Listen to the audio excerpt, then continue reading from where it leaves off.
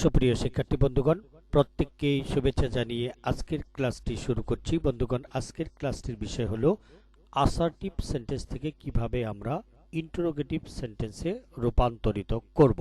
বন্ধুগণ, আমরা প্রত্যেকেই জানি যে অ্যাসার্টিভ সেন্টেন্স অর্থাৎ যে সেন্টেন্স বা বাক্য দ্বারা বক্তা তার কোনো উক্তিকে হ্যাঁ বোধকভাবে অথবা না বোধকভাবে প্রকাশ করে।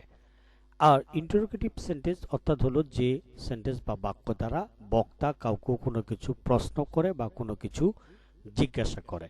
এবার আমরা জানব বিস্তারিত যে অ্যাসার্টিভ সেন্টেন্সকে ইন্টারোগেটিভ সেন্টেন্সে রূপান্তরিত করার জন্য কয়টি নিয়ম লক্ষ্য করা যায়। বন্ধুগণ, অ্যাসার্টিভ সেন্টেন্সকে ইন্টারোগেটিভ সেন্টেন্সে রূপান্তরিত করতে হলে সাধারণত 7টি নিয়ম লক্ষ্য করা যায় বা 7 ধরনের বাক্য অ্যাসার্টিভ সেন্টেন্সে লক্ষ্য করা যায়। এই 7 ধরনের বাক্যকে যদি আমরা ইন্টারোগেটিভ করতে পারি তাহলে যে কোনো ধরনের প্রশ্ন পরীক্ষায় আসুক না কেন আমরা অবশ্যই আনসার করতে পারবো।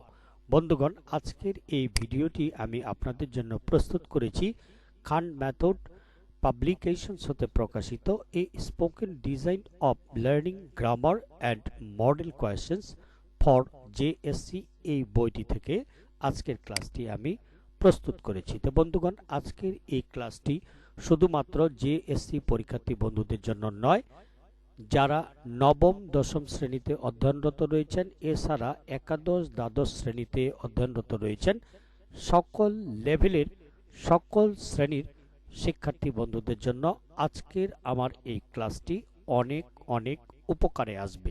তো বন্ধুগণ, আমরা জেনে নিব যে অ্যাসার্টিভ সেন্টেন্সগুলো যে 7 ধরনের হয়ে থাকে এই 7 ধরনের সেন্টেন্সগুলোকে আমরা ইন্টারোগেটিভ করার সংক্ষেপে কিছু নিয়ম প্রথমে আমরা জেনে নিব, এরপরে এক্সাম্পলের মাধ্যমে বিস্তারিত আমরা জানব।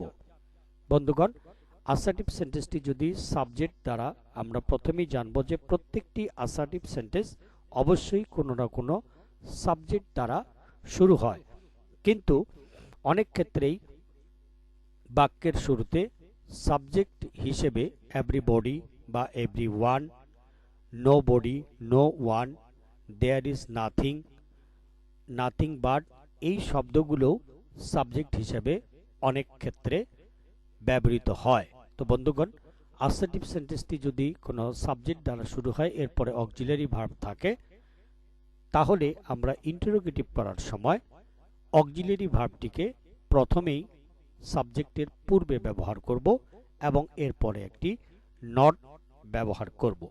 নাম্বার 2, অ্যাসার্টিভ সেন্টেন্সটি যদি একটি শুরুতেই সাবজেক্ট থাকে এরপরে অক্সিলারি ভার্ব এবং এরপরে নট থাকে তাহলে ইন্টারোগেটিভ করার সময় অক্সিলারি ভার্বটিকে আমরা সাবজেক্টের পূর্বে ব্যবহার করব, এরপরে সাবজেক্ট ভার্ব অবজেক্ট হুবহু আমরা লিখে ফেলব।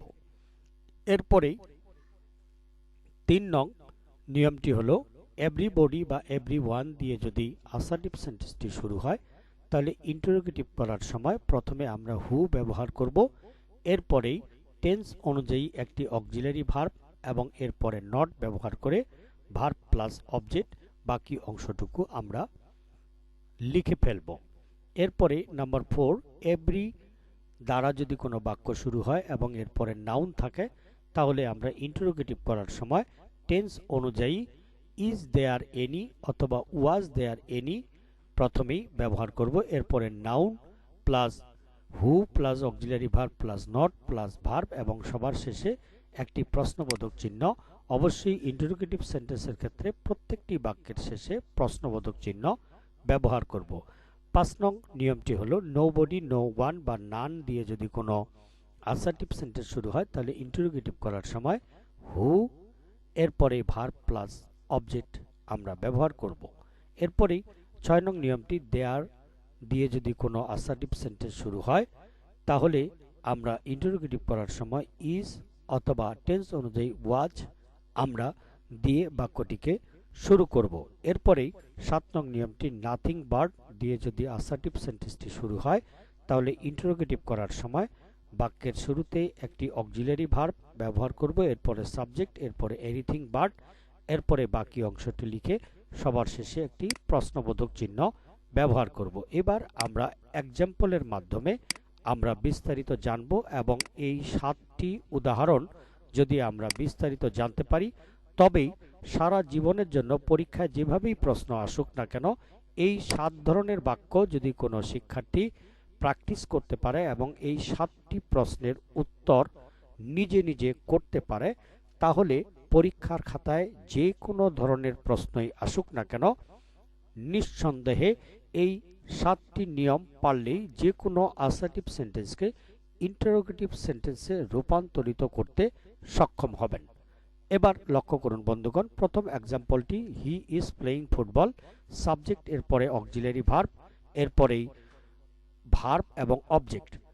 এরপরে লক্ষ্য করুন বন্ধুগণ যে আমরা আগেই জেনেছিলাম যে অ্যাসার্টিভ সেন্টেন্সটি যদি সাবজেক্ট দ্বারা শুরু হয় এরপরে অক্সিলারি ভার্ব থাকে তাহলে ইন্টারোগেটিভ করার সময় আমরা অক্সিলারি ভার্বটিকে সাবজেক্ট এর পূর্বে ব্যবহার করব। যেমন এই বাক্যের মধ্যে সাবজেক্ট হলো হি, কিন্তু অক্সিলারি ভার্বটিকে আমরা সাবজেক্টের পূর্বে যদি ব্যবহার করি তাহলে ইজ হি, এবং আমরা আগেই নিয়মের মধ্যে জেনেছি যে সাবজেক্ট এর পরে যদি অক্সিলারি ভার্ব থাকে তাহলে ইন্টারোগেটিভ করার সময় অক্সিলারি ভার্বটিকে সাবজেক্টের পূর্বে ব্যবহার করে তারপরে একটি নট ব্যবহার করতে হয়। যেমন is he not playing football. এবার নাম্বার 2 নম্বরটি লক্ষ্য করুন, he is not playing football. এই বাক্যটি সাবজেক্ট দিয়ে শুরু এবং অক্সিলারি ভার্বের পরে নট রয়েছে। বন্ধুগণ, ইন্টারোগেটিভ করার সময় কিন্তু মনে রাখতে হবে যে এক্ষেত্রে নটটি উঠে যাবে এবং অক্সিলারি ভার্বটি সাবজেক্টের পূর্বে বসবে। তাই বাক্যটি হবে এই ইজ অক্সিলারি ভার্বটি সাবজেক্টের পূর্বে ব্যবহার করতে হবে, অর্থাৎ ইজ হি প্লেয়িং ফুটবল, সে কি ফুটবল খেলতেছে। এরপরে number 3, everybody loves his parents, প্রত্যেকেই তার বাবা মাকে ভালোবাসে। আমরা জানি যে অ্যাসার্টিভ সেন্টেন্সটিতে যদি এভরিবডি দিয়ে বাক্যটি শুরু হয় তাহলে ইন্টারোগেটিভ করার সময় এভরিবডির স্থলে হু ডাজ নট বা হু ডু নট ব্যবহার করতে হয়, তবে অবশ্যই পার্সন এবং টেন্স অনুযায়ী ডাজ নট বা ডু নট বসাতে হয়। তো বন্ধুগণ, এভরিবডি এটি থার্ড পার্সন সিঙ্গুলার নাম্বার, তাই বাক্যের শুরুতে who does not love his parents, কে তার বাবা মাকে ভালোবাসে না। এবার লক্ষ্য করুন 4 নং এক্সাম্পলটি, নোবডি লাইকস দ্য লয়ার, কেউই মিথ্যাবাদীকে পছন্দ করে না। বন্ধুগণ, আমরা আগেই জেনেছিলাম যে অ্যাসার্টিভ সেন্টেন্সটি যদি নোবডি দিয়ে শুরু হয় তাহলে ইন্টারোগেটিভ করার সময় নোবডির স্থলে হু বসালেই চলবে। যেমন হু লাইকস দ্য লয়ার, কে মিথ্যাবাদীকে পছন্দ করে। 5 নং এক্সাম্পলটি, every mother loves her child, প্রত্যেক মাই তার সন্তানকে ভালোবাসে। আমরা জানি যে অ্যাসার্টিভ সেন্টেন্সটি যদি এভরি দিয়ে শুরু হয় তাহলে ইন্টারোগেটিভ করার সময় দেয়ার ইজ দেয়ার দিয়ে শুরু করতে হয়। তো every mother loves her child, এক্ষেত্রে আমাদের ইন্টারোগেটিভ করার ক্ষেত্রে বাক্যটি হবে ইজ দেয়ার এনি মাদার, এভরির স্থলে ইজ দেয়ার এনি বসাতে হবে এবং মাদার এর পরে who does not love her child, অর্থাৎ is there any mother who does not love her child, এমন কি কোনো মা আছেন যে তার সন্তানকে ভালোবাসেন না। বন্ধুগণ, 6 নং এক্সাম্পলটি, there is nothing on the table, টেবিলের উপরে কোনো কিছুই নেই। আমরা জানি যে অ্যাসার্টিভ সেন্টেন্সটি যদি দেয়ার দিয়ে শুরু হয় এবং নাথিং থাকে তাহলে নাথিং এর পরিবর্তে এনিথিং ব্যবহার করতে হয় এবং দেয়ার দিয়ে শুরু হলে ইজ দিয়ে আমাদের বাক্যটি শুরু করতে হয় বা অক্সিলারি ভার্বটিকে বাক্যের শুরুতে বসাতে হয়। তো বন্ধুগণ, there is nothing on the table, টেবিলের উপরে কোনো কিছুই নেই, এটাকে ইন্টারোগেটিভ করলে is there anything on the table, টেবিলের উপরে কোনো কিছু আছে কি।